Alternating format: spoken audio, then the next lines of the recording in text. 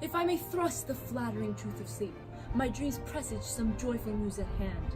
My bosom's lord sits tightly in his throne, and all this day an accustomed spirit lifts me above the ground. With cheerful thoughts, I dreamt my lady come, and found me dead. Strangely, that gives a dead man leave to think, and breathed such life with kisses on my lips, that I revived, and was an emperor. Ah me, how sweet is love itself possessed, when but love's shadow are so rich in joy.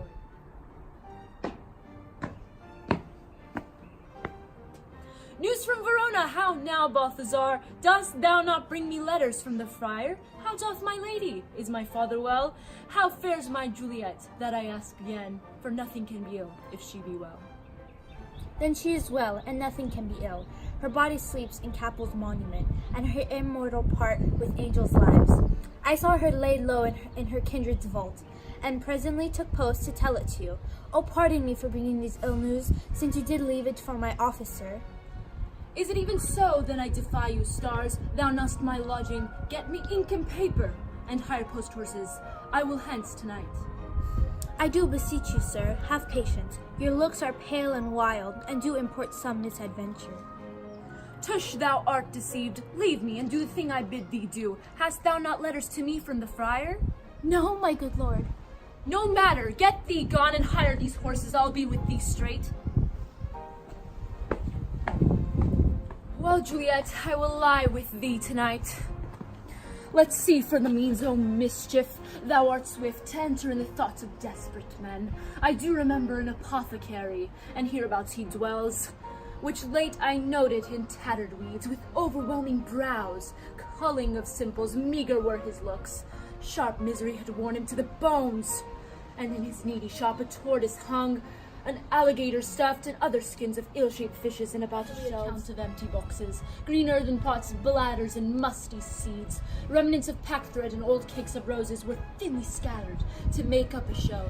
Nothing this penury to myself, I said, and if a man did need a poison now, whose sale is present death in Mantua, here lives a caitiff wretch, would sell it to him.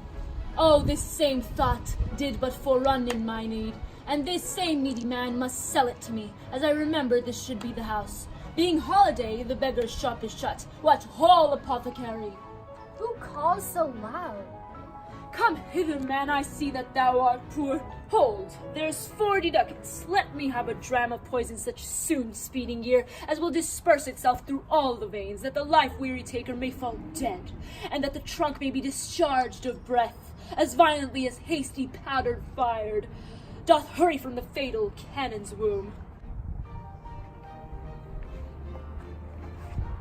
Such mortal drugs I have, but Mantua's law is death to any he that utters them.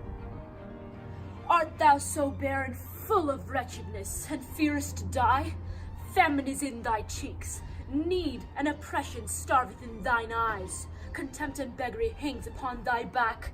The world is not thy friend, nor the world's law. The world affords no law. Make thee rich, and be not poor, but break it. Take this. My poverty, but not my will, consents. I pay thy poverty, and not thy will. Put this in any liquid thing you will, and drink it off. And if you had the strength of 20 men, it would dispatch you straight.